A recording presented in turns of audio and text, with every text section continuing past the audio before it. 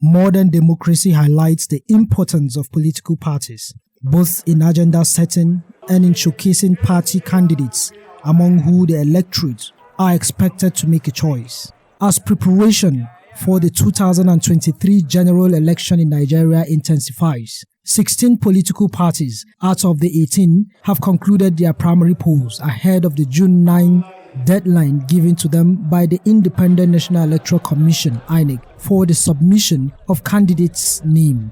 Citizens now have the likes of Rabiu Musa Kwankwaso, NNPP, Omoyele Sowore, AAC, Peter Obi, Labour Party, and Kola Abiola, PRP, to choose from.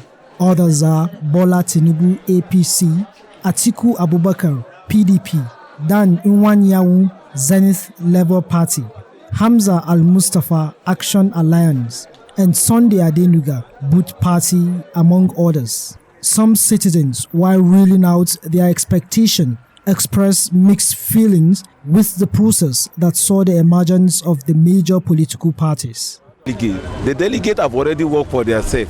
They work for their sweat because the aspirant that is giving them money, you know what he's doing.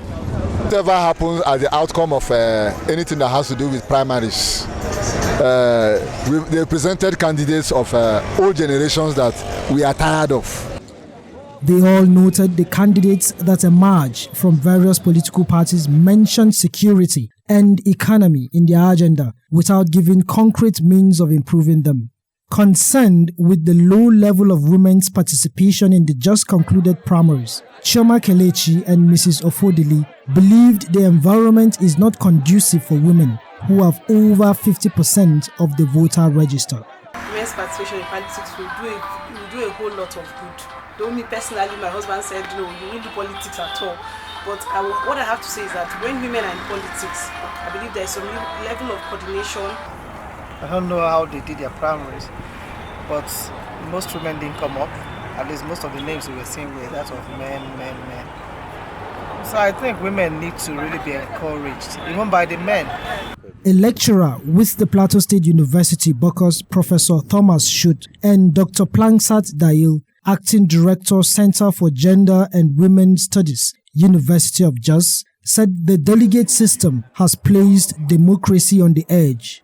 The delegate system, which is supposed to produce the aspirants for the political parties, was flawed. First, I would say the number was a little too small to be representative of the larger population of the political parties. Secondly, for both parties, the process was heavily monetized. To many of us, there seems to be some new approaches to candidates emerging. You're not sure if it's actually a form of consensus or a form of hybrid impositions or what. It's just a mixture. They said women and young people have been shortchanged going by the process, although they have the numbers. It is very difficult for young people to get involved because they don't have the resources. The younger people, to me, have been marginalized.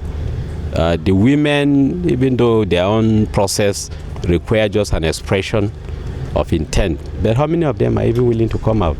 First, to finance politics is very, very expensive.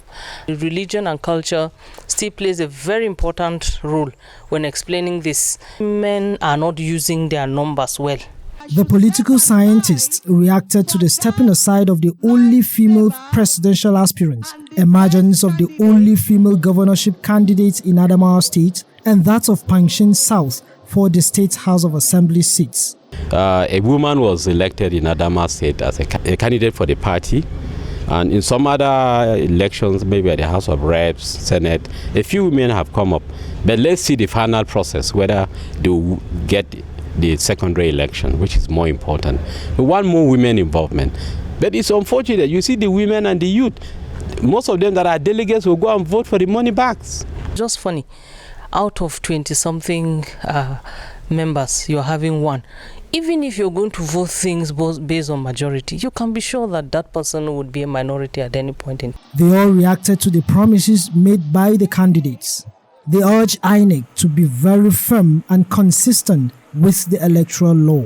It is expected that as the candidates pick their running mates, gender, age and religious balancing should be considered.